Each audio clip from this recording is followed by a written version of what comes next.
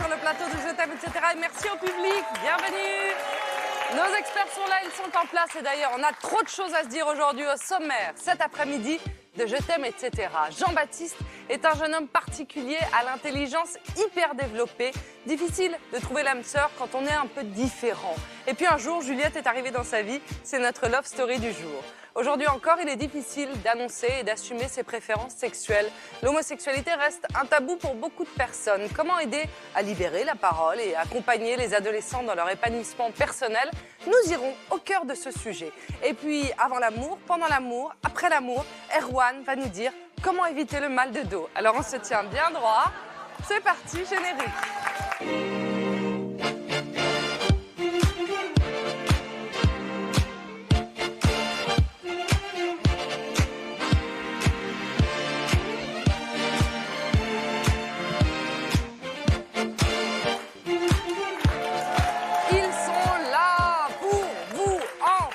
Alexandra Hubin, Caroline Diamant, Erwan Manteour, le docteur Gérald Kierzek, Jeanne Boudilly, Caroline Veil. Tout le monde va bien? Très bien.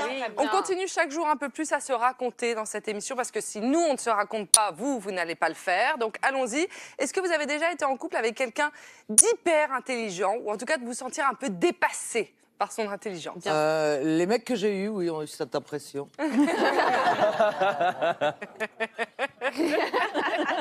En toute humilité, bien Allez, sûr. Allez, on ferme l'émission. L'émission est finie. Au revoir, on vous embrasse. Bon, notre love story du jour. En France, 1,5 million de personnes sont dotées d'un haut potentiel intellectuel, autrement dit des surdoués, des précoces. Alors comment vit-on en couple avec un surdoué? Comment vivre au quotidien avec une personne très intelligente, mais souvent complexe et hypersensible? Pour en parler, on accueille notre journaliste Elena Despaturo, de la rédaction de Je t'aime, etc. Salut Elena. Installe-toi. Ils sont déjà déchaînés. Alors, c'est vous qui avez enquêté donc à ce sujet et vous avez rencontré un couple qui est réellement confronté à cette problématique. Oui, j'ai rencontré Juliette et Jean-Baptiste. Ils ont 19 ans et très tôt, en primaire, Jean-Baptiste a été diagnostiqué précoce avec plus de 145 de QI, alors que la moyenne se situe plutôt aux alentours de 100. Seuls 2% de la population ont un QI aussi élevé que lui. Concrètement, il a des facilités de raisonnement, il est très doué en maths, ce qui lui donne parfois un petit côté sûr de lui, voire arrogant. Mais ce n'a pas toujours été simple pour lui à l'école. Aujourd'hui, il est en fac de musicologie. Autodidacte, il a appris à jouer de la guitare et du piano en quelques mois seulement. Mais sa précocité, elle le renferme parfois sur lui-même. Il s'est façonné un monde imaginaire qui laisse peu de place aux amis, encore moins en relations amoureuses.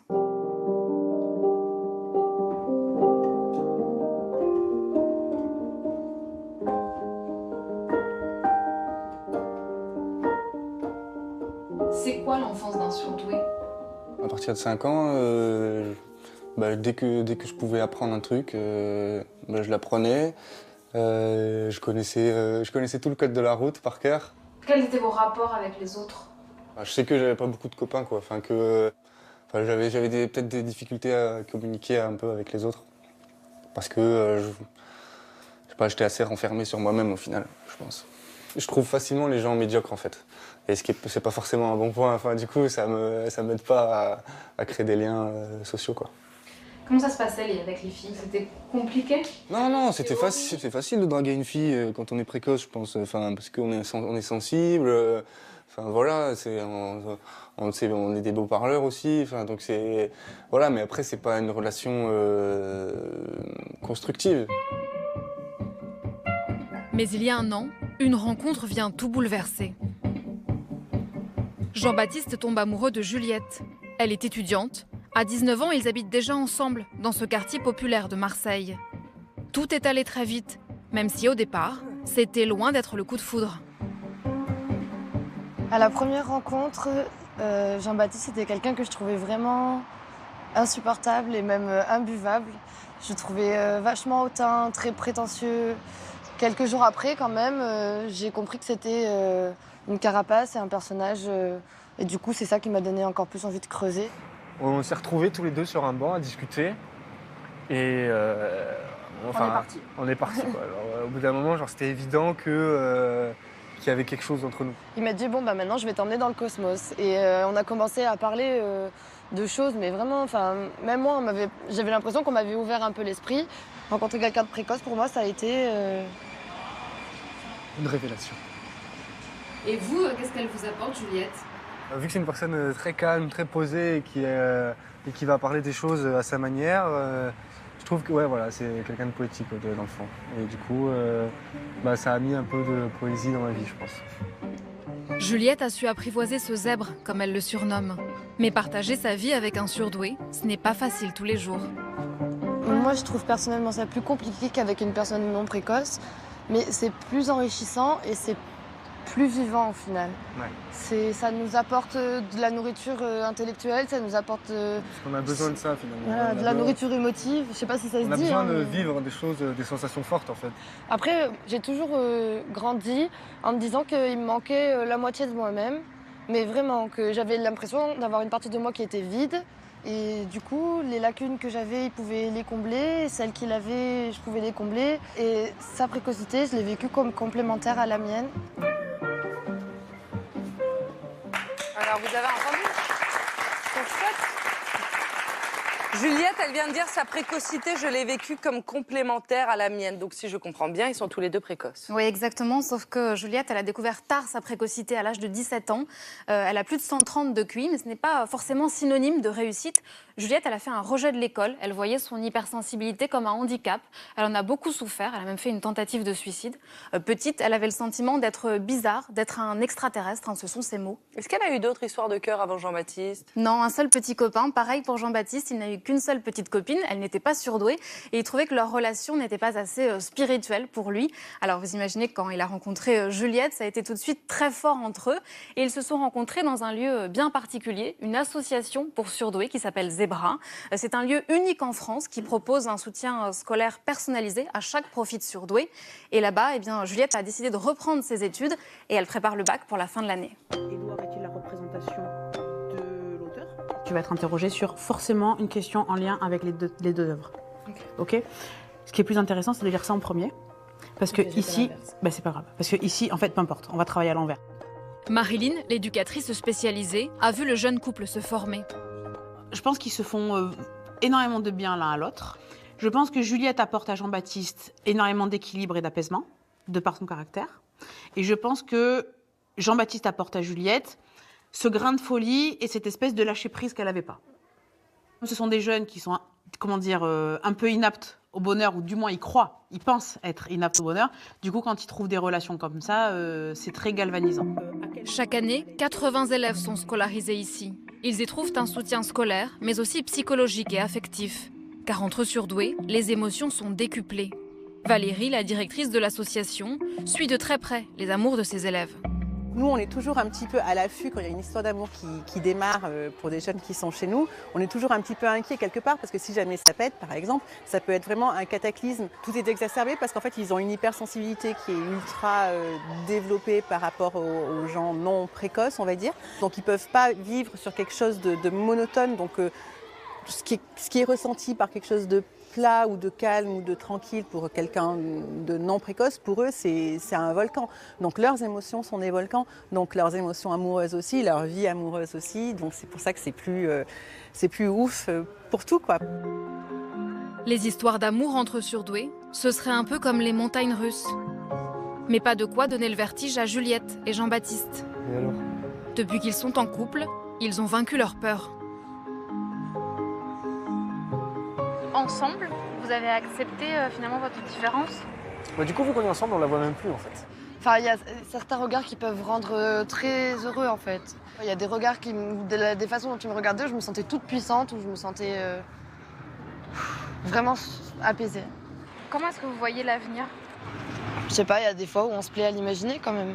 Où on se plaît à dire dans quelle maison on sera, ou quelle personne on sera, quel travail on aura, mais tout ça ensemble, enfin tout ça tous les deux. Enfin, je m'imagine pas qu'un jour je puisse me lasser de cette relation. Bon, je dis ça à l'heure actuelle, hein, mais je m'imagine pas que c'est surprenant, je dirais. Ouais. Mais qu'est-ce qui vous surprend? On arrive encore des quoi à creuser alors qu'on pensait être arrivé au bout et à chaque fois il y a quelque chose qui nous prouve qu'on peut aller encore plus loin.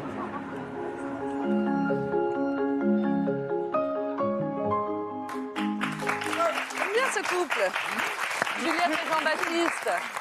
Bon, ils se sont trouvés, on a bien compris, alors qu'ils ne se sentaient pas du tout en connexion avec notre société. Être surdoué, je ne sais pas très bien ce qu'on met d'ailleurs dans ce mot surdoué. En quoi ça change la relation aux autres, Caroline ?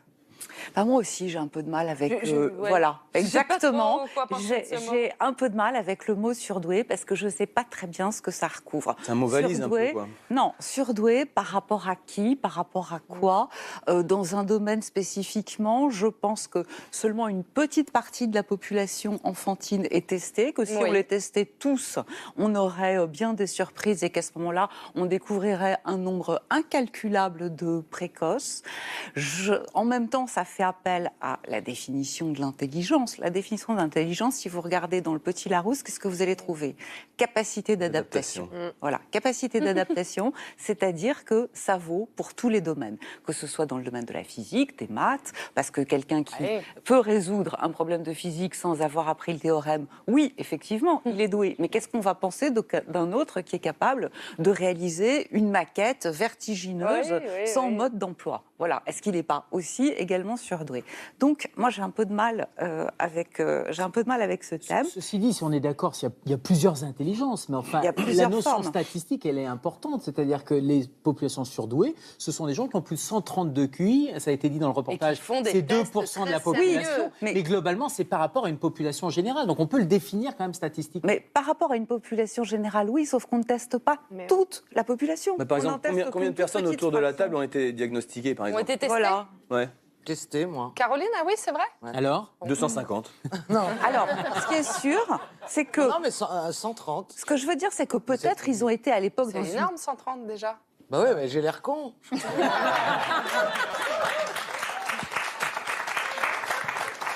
Enfin, vous me vexez avec votre air surpris, Daphné. Moi, je vous aime tellement.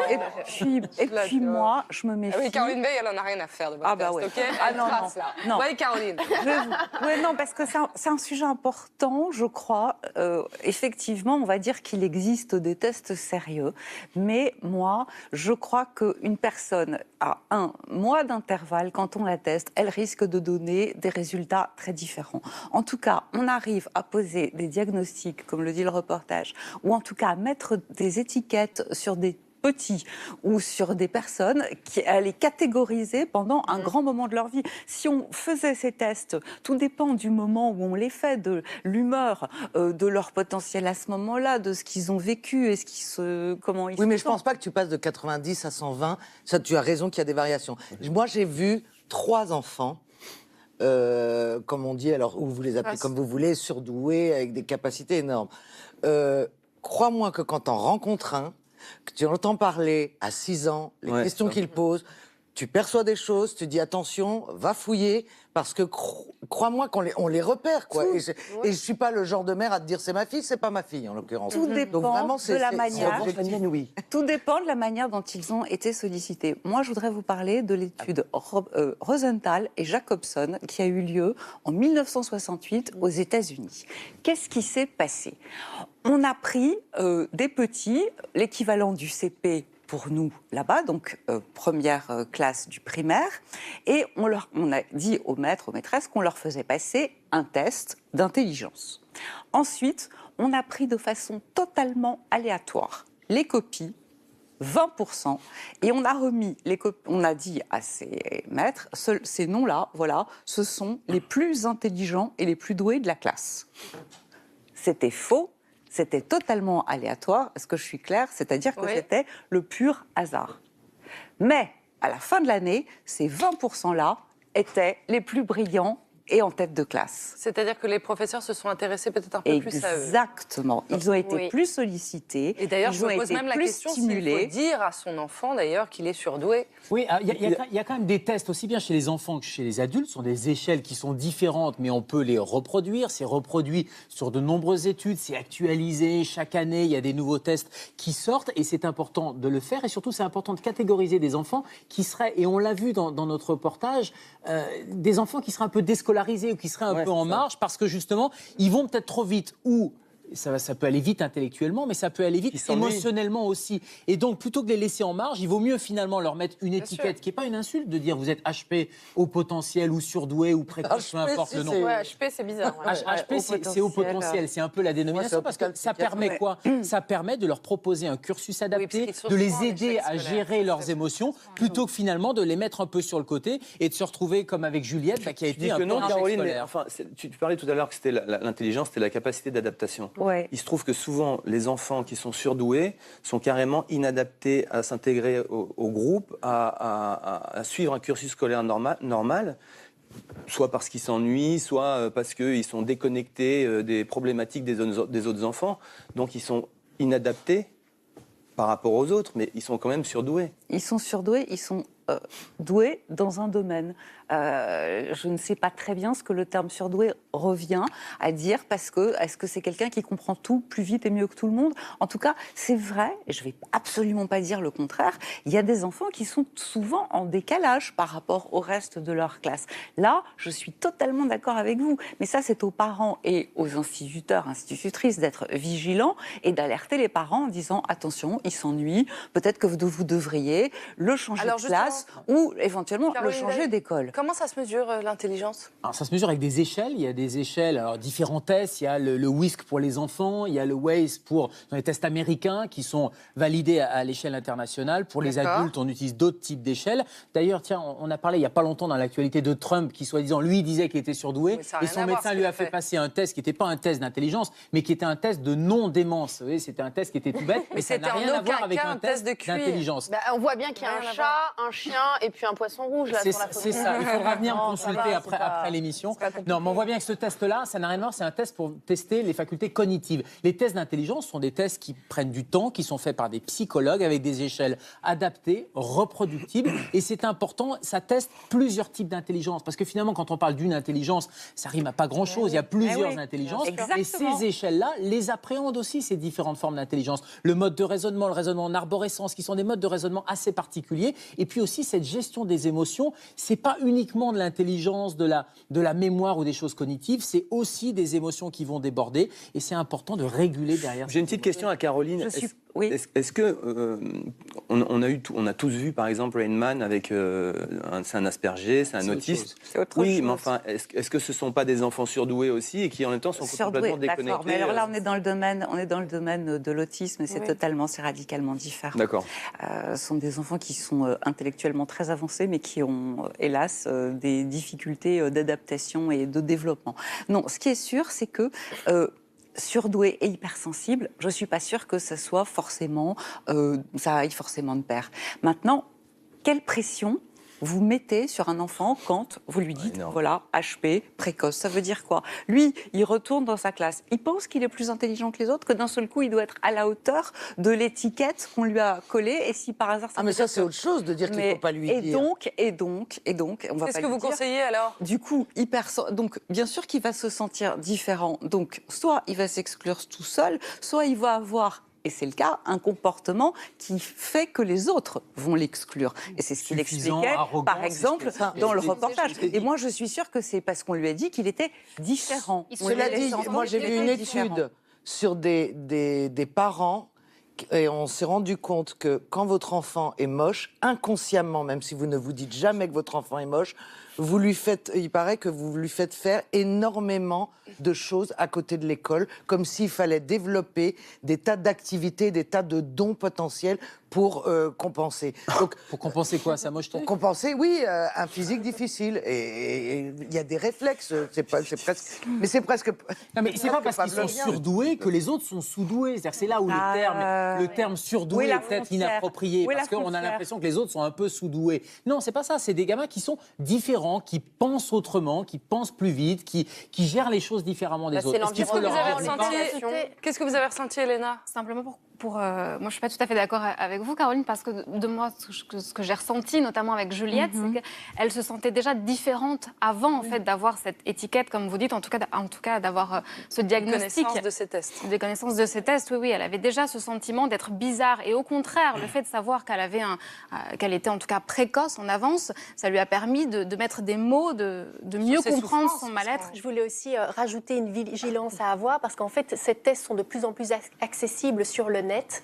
Et donc, certains parents proposent à leur enfant de faire le test et eux-mêmes l'analyse. On est d'accord, et d'ailleurs, Gérald, vous l'avez dit, ça doit être fait par un neuropsy, parce qu'il y a aussi des entretiens. Donc, l'analyse est beaucoup plus complexe que simplement un résultat ou un score. Moi, j'ai ressenti, en discutant avec eux, qu'on pourrait croire qu'à 19 ans, ils sont légers, insouciants, voilà, et ils ont vraiment cette gravité dans le regard. En tout cas, on voit qu'ils intellectualisent tout le temps. Et même entre eux, j'ai capté des échanges de regards très intenses, comme s'ils avaient développé une forme de communication non verbale. Je parlerais même de spiritualité, très souvent. C'est pas uniquement de l'intelligence mathématique, encore une fois. C'est vrai qu'on pense surdoué et bon en maths, c'est pas du tout ça. Bon, pour des parents, ça doit être quand même difficile de comprendre son enfant. On va quand même utiliser ce mot quand il est surdoué et donc hypersensible. Ça, on l'a très bien compris dans notre sujet. Quels conseils on peut donner à ceux qui sont confrontés à cela, Caroline ? L'hypersensibilité, elle vient du fait que l'enfant se sent en décalage. Dans un autre contexte, il serait peut-être pas du tout hypersensible. Il faut être vigilant sur les rapports qu'il a avec les autres enfants. Est-ce qu'il est invité à des goûters d'anniversaire ? Est-ce qu'il est bien intégré dans sa classe ? Est-ce que les autres viennent à son goûter ? Est-ce qu'il fait du sport ? Est-ce qu'il y a des petits amis qui viennent à la maison ? Ou est-ce que lui va chez d'autres ? Voilà. Si c'est pas le cas, allez voir l'instituteur, voir la directrice ou les directeurs de l'établissement, demander comment ça se passe pour lui, voir éventuellement si ça serait pas judicieux, pourquoi pas, parce que ça arrive, de sauter une classe, de façon à ce qu'il ne s'ennuie pas, voilà, et à ce qu'il reste stimulé intellectuellement et qu'il n'ait pas précisément ce rejet de l'école. Mais il faut quand même toujours faire attention à ne pas lui voler son enfance. Vous voyez ce que je veux dire ? Et c'est ça aussi dont il est question avec les surdoués, comme vous dites, parce qu'il y a une pression qui est mise et du coup, on a tendance à les considérer comme des adultes miniatures. Et ça en fait peut-être des gens particulièrement sensibles. Oui. Mais c'est pour ça aussi qu'ils font, au-delà des tests parfois de QI pour les enfants, ils font aussi, ils analysent émotionnellement s'ils ont la capacité émotionnelle de sauter une ou deux classes, ce qu'ils n'ont pas forcément. Ben voilà. Donc effectivement, ça, tu as raison. Tous les hypersensibles ne sont pas des surdoués. Peut-être que tous les surdoués sont hypersensibles, ça, j'en sais rien. Mais, mais il n'empêche que dans ce sujet, on a aperçu cette hypersensibilité où il fallait être vigilant et entre autres dans une relation amoureuse, parce qu'on sent qu'il y aurait une fragilité ou des sentiments encore plus exacerbés et que ça. Voilà, c'est à surveiller. Là, même s'il n'y a pas un surdoué le même que l'autre, évidemment qui sont multiples, on peut remarquer certains traits de caractère qui reviennent très fréquemment. Dans ces traits de caractère, il est souvent repérer une sensibilité grande. Ça veut dire quoi ? Ça veut dire, oui, être intuitif, peut-être avoir de l'empathie, mais le versant négatif que l'on peut trouver dans la sexualité, c'est peut-être beaucoup d'angoisse de performance, en fait. C'est pas d'office, mais ça peut être une fragilité qui peut ou pas être repérée dans la sexualité. On a aussi ce côté très cérébral. Mais qu'est-ce que là, ça peut avoir comme tendance, ça ne veut pas dire que tous, attention, il ne faut pas faire d'amalgame, mais peut-être d'être plus dans sa tête que dans son corps. Et donc peut-être avoir des difficultés pour écouter son corps, les sensations de désir et tout ça. Mais en réalité, on n'a pas pu remarquer, parce que les études nous manquent en sexologie sur la sexualité des personnes HP, pour dire qu'ils auraient plus de dysfonction sexuelle ou moins de dysfonction sexuelle. En fait, voilà, c'est comme tout le monde. Et voilà, parfois certaines fragilités de la vie quotidienne peuvent avoir leur penchant ou non dans la sexualité. Bon, on parlait de sensibilité, d'hypersensibilité. Nous, à la rédaction, on a été sensibles à cette histoire. C'est celle de Kit Armstrong. Ce jeune virtuose d'origine anglo-taïwanaise, il a commencé le piano à 5 ans. Il ne s'est jamais arrêté et il a bien fait. Regardez.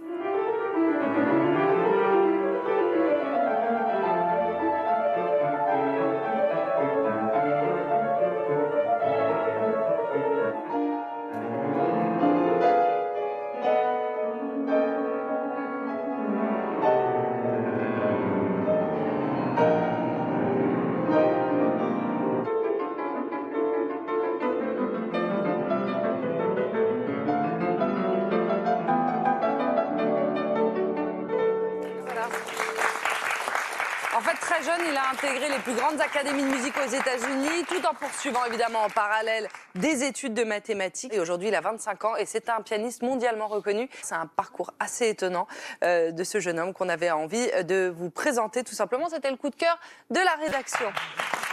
Moi, je voudrais remercier beaucoup Juliette et Jean-Baptiste de nous avoir fait partager leur histoire. On s'est posé plein de questions, ça nous a passionnés. Merci beaucoup de nous avoir confié voilà, un petit bout de votre vie et merci beaucoup à Elena. Allez, vous pouvez nous poser toutes sortes de questions dans cette émission, par mail, par vidéo. Vous pouvez venir aussi sur le plateau. Là, c'est Séverine qui nous a posé une question pour l'équipe. Bonjour à toute l'équipe de Je t'aime, etc. Je m'appelle Séverine, j'ai 43 ans. J'ai perdu 52 kilos. Depuis 2 ans, mon poids est stabilisé. Et pourtant, quand je me regarde dans un miroir, je me vois toujours obèse. Pourriez-vous me dire pourquoi? Je vous remercie. À bientôt. Au revoir. Merci Séverine, merci beaucoup et bravo déjà. Ouais. Bravo d'avoir pris soin de vous. C'est incroyable, hein? Bravo, félicitations. Et on en a parlé déjà dans cette émission. C'est étrange, hein, ce sentiment qui ne vous quitte pas. Mais c'est étrange parce qu'elle s'est vécue pendant des années avec un certain poids. Donc c'est l'image d'elle qu'elle a intégrée, qu'elle a internalisée. Et aujourd'hui, elle souffre de ce qu'on appelle la dysmorphophobie. C'est-à-dire que quand elle se regarde dans une glace, elle ne se voit pas du tout telle qu'elle est. Elle se voit toujours... Comme avant. Comme avant. Il n'y a rien à faire. Il n'y a rien à faire. Erwan, il connaît ça par cœur. C'est-à-dire que moi, ça m'est arrivé plusieurs fois à l'époque où je coachais beaucoup de gens de faire perdre 50 à 70 kilos à des personnes qui étaient vraiment obèses. Et qu'est-ce qu'on constate quand ces gens-là maigrissent? Alors d'abord, ils veulent tout le temps perdre plus. On en arrive même des fois à des extrémités où ils deviennent anorexiques.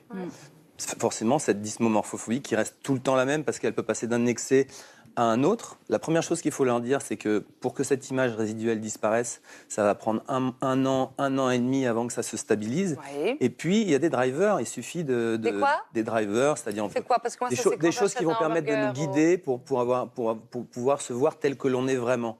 C'est-à-dire prendre régulièrement des photos de soi, face, profil dos, prendre des jeans où on va se rendre compte qu'on n'est plus du tout... Voilà.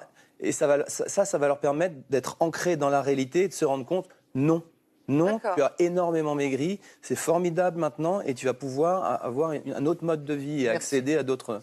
C'est-à-dire qu'effectivement, il y a des chiffres qui parlent. Moi, c'est ce que je conseille à des personnes qui viennent me voir, effectivement, parce qu'elles n'ont pas encore réussi même à accepter leur image.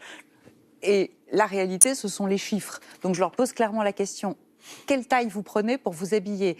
Vous prenez du 36, du 38. Est-ce que d'après vous, ce sont des tailles que prennent les personnes fortes? Non. Oui. Donc voilà. D'accord.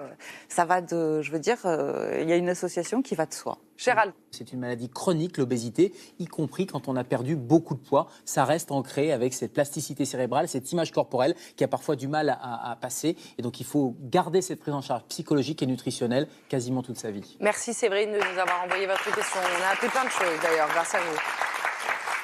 Et vous savez que vous pouvez aussi nous envoyer des lettres, du courrier tout simplement, ou des grands mails si vous voulez. Et il y en a beaucoup qui sont adressés à Caroline Diamant. Mais oui, elle est toujours de bons conseils, Caroline Diamant. Pourquoi tout le monde Alors, on va ouvrir le courrier du cœur de Mademoiselle Caroline D.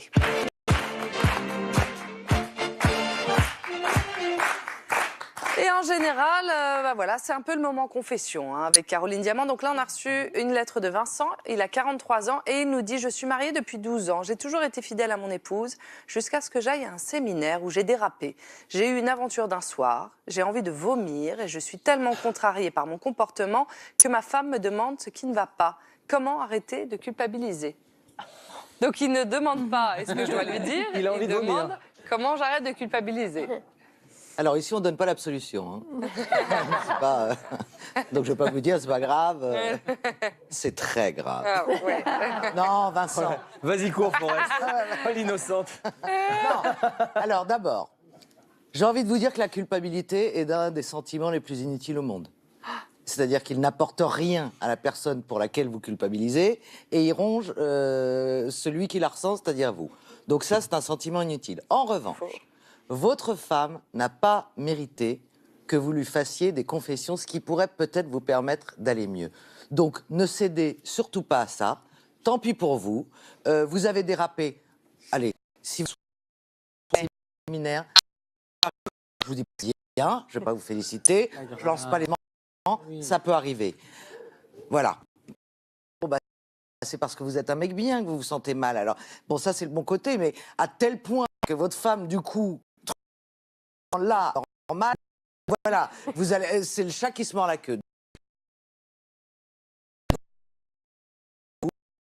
Le million.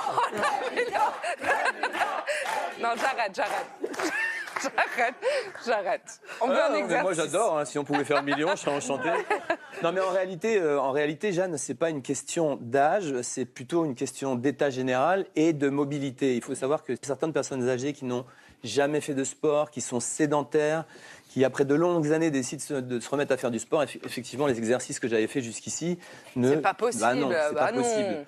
Donc, lorsqu'on est sédentaire depuis longtemps, qu'on ne pratique pas d'activité physique, qu'on a de nombreux muscles qui s'atrophient, on va les voir par exemple se voûter, ils vont perdre en mobilité, perdre en soufflant. Et on rappelle d'ailleurs qu'être sédentaire, c'est marcher moins de 30 minutes par jour. N'est-ce pas? On est d'accord. Exactement. 10 000 pas par jour. Donc là, il s'agit de regagner de la mobilité. Moi, je vais vous proposer des exercices qui vont être carrément de la rééducation fonctionnelle. Ok. Donc, en principe, tout le monde devrait pouvoir le faire. On se lance? Je voudrais quand même préciser une chose avant. Si vous avez une mobilité réduite, je vous invite d'abord, vraiment réduite, qui ont du mal à se déplacer, à monter des escaliers, etc., il faut aller voir un médecin qui va vous prescrire. Il y a des thérapeutes en France, des super thérapeutes. Bien sûr. C'est-à-dire des ostéopathes, des kinésithérapeutes qui ont développé des nouvelles méthodes qui sont formidables en termes de rééducation. En tout cas pour s'y remettre. En termes de rééducation fonctionnelle. Moi, maintenant, je vais vous présenter 3 exercices qu'on peut exécuter soi-même sans risque de se blesser. On y va progressivement et qui vont vous faire gagner en mobilité. Sur les tapis. Le million. Les tapis. J'aime pas quand il sort les tapis. C'est bizarre. Voilà. Je comprends pas à quoi ça sert, les tapis. Erwan, on est d'accord que c'est pour le mal de dos? Alors oui, c'est exactement ça, c'est pour le mal de dos. Les gens qui ont des vrais problèmes de dos, des lombalgies, des dorsalgies, des cervicalgies. Alors, ce qui est à l'origine de ces douleurs, dans un premier temps déjà, c'est un profond déficit des muscles profonds, abdominaux, c'est-à-dire les transverses, et puis les 2 boudins qui tiennent le long de la colonne vertébrale, c'est ces muscles qui nous permettent de rester tout le temps droit. Donc je vous ai montré à plusieurs reprises, vous savez, vous m'avez vu plein de fois vous faire des exercices de gainage, et ces exercices de gainage sont à rentrer au quotidien. Mais si vous êtes passé au-delà de ça, que vous avez vraiment des douleurs, que vous n'êtes même pas capable de faire du gainage, je vais vous montrer des exercices qui vont soulager vos maux de dos et qui vont vous permettre ensuite de passer à d'autres exercices. J'ai l'impression qu'il faut qu'on s'allonge, Daphné. Je sais pas, il est à genoux. Il est au sol depuis une demi-heure. Alors c'est quoi? Premier exercice. On y va. Allez, on y va. Venez sur le ventre avec moi. L'exercice. Alors, le premier d'entre eux, tout le monde. Non, mais il n'y a pas besoin d'être. Même si on était en talons, moi, je pourrais être en talons, ça poserait aucun problème. D'accord. Là, tous les téléspectateurs qui nous regardent, même si vous avez 75 ans et que vous avez des problèmes de dos, vous êtes capable théoriquement de vous mettre dans cette position. Ouais, c'est se relever qui pose un problème. Mais tu vas arrêter, toi? Mais tu vas arrêter? Donc. Alors, la première position, je vais vous expliquer ce que c'est. C'est une position. Elle roule. Elle roule. La première position, c'est la position Superman. Alors, vous allez faire ce genre d'exercice-là. Hop. Comment il fait? Qu'est-ce qu'il fait? Alors, jambe droite, jambe gauche. On change de côté. Ça fait Superman, ça. C'est-à-dire qu'en fait, ça tire bien le dos. Hein. Voilà. Vous le faites régulièrement et au bout d'un moment, quand vous avez gagné un petit peu en mobilité, en souplesse, et ben vous allez faire ça. Hop. Et vous tenez 10 secondes la position, vous vous rallongez. 10 secondes la position. Le deuxième exercice qu'on va faire, c'est le Titanic. D'accord. Alors le Titanic, c'est pas pour sombrer, c'est juste parce qu'on va commencer par faire ça. Hop. Là. Après, on va changer le côté de la même façon. Donc on lève la jambe, mais voilà, et à la fin, on fait Titanic. Jack, OK. I'm the king of the world. OK. Alors après, je vais vous parler, vous pouvez repartir. Ça, c'est l'étoile de mer.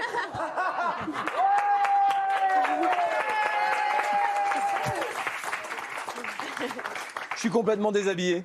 Bah oui, c'est normal.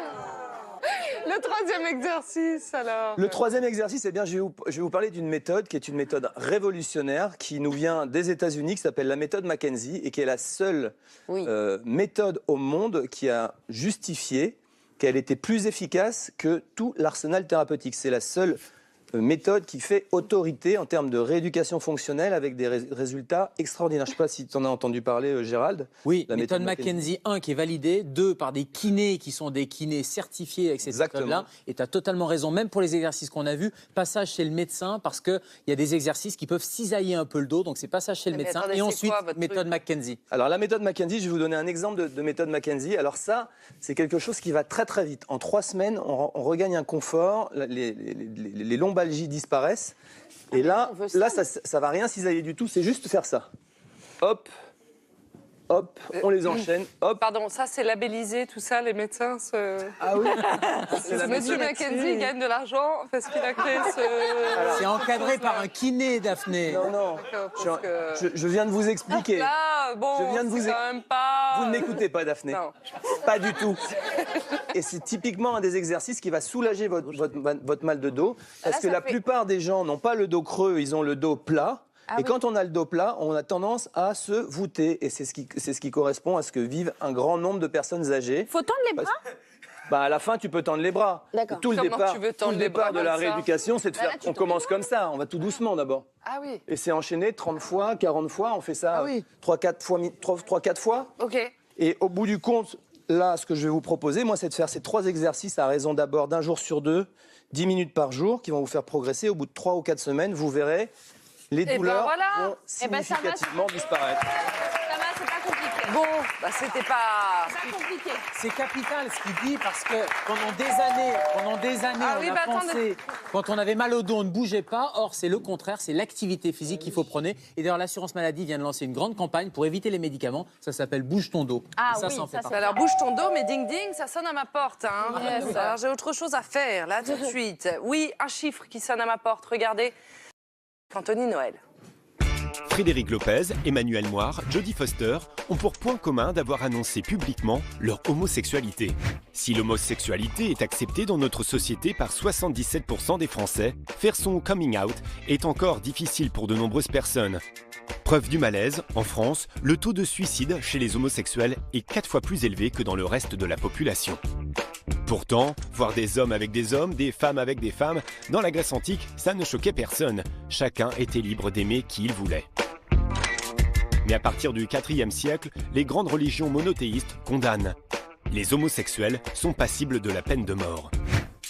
Il faudra attendre 1991 pour que l'Organisation mondiale de la santé retire l'homosexualité de la liste des maladies mentales.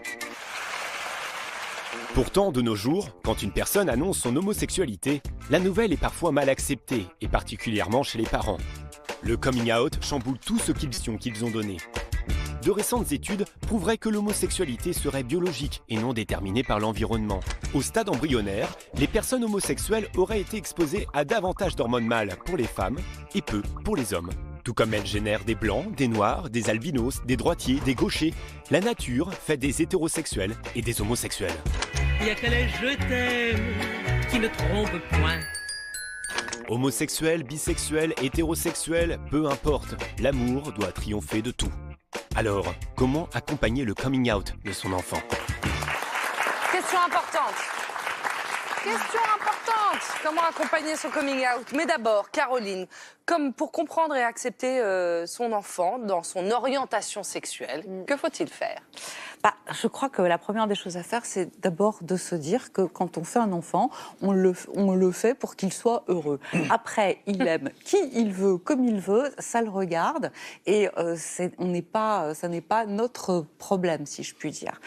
Ensuite, moi je trouve que c'est très réducteur que de le définir uniquement par sa sexualité. Quelqu'un que vous avez devant vous, c'est quelqu'un qui a des attentes, qui a des rêves, qui a un caractère, qui a une personnalité, qui a des projets. On ne va pas réduire son enfant précisément à sa seule orientation sexuelle parce que ça serait quand même inouï. Ensuite, il faut aussi se poser la question, par quoi est-il passé, lui, quand il a compris quelle était son identité sexuelle. Oui. Imaginez les conflits intérieurs qui ont dû l'agiter quand il a réalisé, il a intégré que c'était ça son orientation. Et généralement, c'est pas simple pour lui ou pour elle. Il faut dire que tout dépend de l'éducation et du de la milieu personnalité des parents dans aussi. dans lequel il a été élevé, mais c'est pas quelque chose qui s'accepte pour lui-même si facilement que ça. Et ensuite, moi, ce que je recommande aux parents, c'est quand ils ont du mal, parce que ça arrive, et on peut pas. Mais on peut attends, pas il y a même des parents qui se sentent coupables que leur enfant soit homosexuel. Ouais. Alors, d'abord, dans un premier temps, moi, je dis qu'il faut qu'ils aillent dans des associations pour comprendre ce que c'est, d'une part, que l'homosexualité, que de parler avec d'autres parents qui, eux aussi, ont leur enfant homosexuel et que tout ça, au fur et à mesure, va prendre corps dans leur esprit, qui vont pouvoir se familiariser quelquefois avec ce qu'ils n'imaginaient pas. Maintenant, ils sont coupables, oui, parce qu'ils ont l'impression qu'ils ont raté quelque chose dans l'éducation de leur enfant. Et certains parents, hein. Ouais, parce que là, Pas de généralité. on a beaucoup progressé quand même. Mais non, mais il y en a attention. encore beaucoup. Hein. Non, mais beaucoup trop. Moi, j'en ai dans mon cabinet qui se disent, qui me posent la question qu'est-ce que j'ai bien pu faire ou ne pas faire, qui a fait. Ah oui, carrément. Mais oui, non, mais il faut Mais dire. quand on voit que c'était déclassifié, c'était une maladie. L'Organisation mondiale de la santé, jusqu'à peu de temps, reconnaissait l'homosexualité comme étant une maladie. Il faut dire les choses. Donc, ils s'en attribuent la responsabilité. Or, l'éducation n'a absolument rien à voir avec ça. C'est une organisation psychique qui a lieu bien avant l'adolescence et généralement très jeune. Comment expliquer que l'annonce de l'homosexualité d'un adolescent, ce qu'on peut appeler un coming out, est reçue parfois avec douleur, avec violence, Caroline?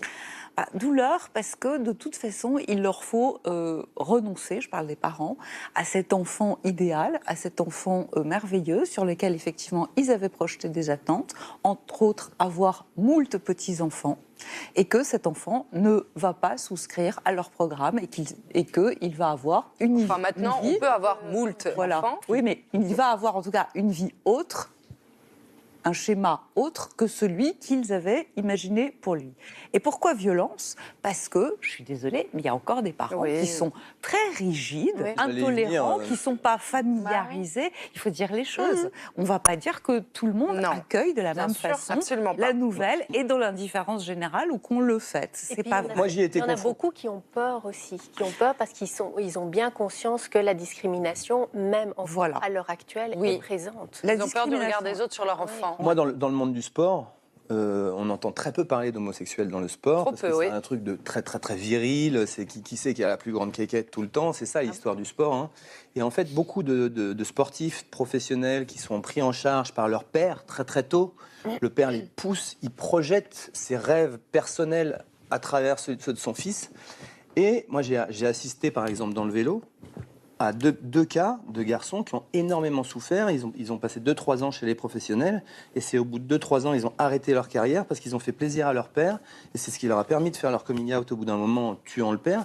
Mais ils ont souffert dans un milieu extrêmement machiste, extrêmement serré, fermé, quoi. C'est terrible ce qu'ils vivent. C'est parce que ça peut arriver jusqu'au rejet, parce que les parents en ont honte et qu'on a à ce moment-là des gens qui sont dans une détresse absolue. Alors, comment accompagner le coming out de son enfant? C'est pas un sujet si simple, on le voit bien. On voulait vous faire partager le terrible constat fait par l'association Le Refuge. Je ne sais pas si vous en avez déjà entendu parler, c'est une association extrêmement importante qui fait un travail formidable.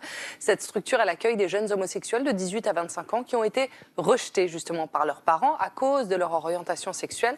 Nous sommes allés à la rencontre de Clio Léonard, qui est déléguée nationale de cette association. En 2018, on a toujours autant de jeunes qui viennent et qui passent la porte du refuge parce qu'ils se sont fait rejeter par leur famille ou parce que ça a été trop difficile pour eux de l'annoncer à leurs parents et qu'ils ont préféré prendre la fuite pour ne pas avoir à révéler leur homosexualité. Alors ça peut être soit des rejets très violents d'un coup et le jeune est exclu du jour au lendemain de chez lui, soit ça va être du harcèlement au quotidien auprès de nos jeunes. Ça va être par exemple des parents qui vont demander à leurs enfants de ne plus manger à la table avec eux, ou de ne plus laver le linge en même temps que la famille, parce que sinon on risque de contaminer les autres personnes. Il y a des jeunes qui vont arriver tout de suite chez nous, et puis il y a des jeunes qui vont connaître un parcours d'errance. Ça veut dire que d'abord ils vont aller chez des amis, après chez des amis d'amis, et puis après il y a plusieurs possibilités qui s'offrent à eux, malheureusement. Soit aller au 115, et il y a beaucoup de jeunes qui ne supportent pas d'y aller parce qu'ils sont victimes de discrimination et peuvent être victimes d'agressions. Et puis, il y a des jeunes qui vont du coup aller chez des hommes, en fait, pour passer la nuit en échange de relations sexuelles, tout ça pour avoir un abri. Donc c'est ça aussi qu'on a en 2018, les témoignages qu'on peut recueillir au refuge. C'est une association vraiment importante. Je vous engage à vous y intéresser ou en tout cas, si vous voulez les aider, on vous met évidemment les coordonnées sur le site de Je t'aime, etc. D'après un sondage Ipsos de 1975, on remonte un peu dans le temps, il montrait que 42% des personnes interrogées considéraient l'homosexualité comme une maladie à guérir. Oui. Et on oublie souvent qu'il n'y a pas si longtemps, d'ailleurs, l'homosexualité, elle était interdite en France. La dépénalisation n'a été votée qu'en 82. Ouais. Alors aujourd'hui, on le disait, où on se rassurait peut-être en se disant que les mentalités sont en train d'évoluer, mais quand même, il reste énormément de préjugés à combattre. N'est-ce pas, Caroline ? Oui, tout à fait. Je crois que ce qui est important, c'est que quand votre enfant vient vous voir en vous faisant, justement, comme vous dites, son coming out, il faut bien se rappeler que cet enfant, c'est celui qu'on connaît depuis qu'il est tout petit, celui qu'on a chéri, et qu'il n'est pas différent, c'est toujours le même. Il faut l'assurer de son amour et dire qu'il fait ce qu'il veut, ça ne change rien à l'amour qu'on va avoir pour lui et qu'on va lui porter, et que pour le reste, il fait ce qu'il veut de sa vie. Alors, je pense à tous ces adolescents, Alexandra. Comment appréhender sa sexualité lorsqu'on est encore incertain, justement, de son orientation sexuelle ? Mais qu'en fait, c'est indispensable. C'est une étape indispensable à son développement. Il est tout à fait logique à l'adolescence de se poser des questions par rapport à son orientation sexuelle. Et d'ailleurs, les études récentes sont de plus en plus à affirmer qu'on ne doit plus avoir une vision binaire de l'orientation sexuelle, avec d'un côté les hétéros et d'un autre les homos, et qu'on peut vraiment être à l'écoute finalement de son orientation. Maintenant, la première étape, c'est de se dire, de prendre conscience effectivement de son orientation. Et il n'y a pas d'âge pour ça. Ça veut dire qu'on connaît ses attirances, même avant d'avoir sa première amourette ou même avant d'avoir sa première relation sexuelle. Maintenant, en fonction du cadre familial,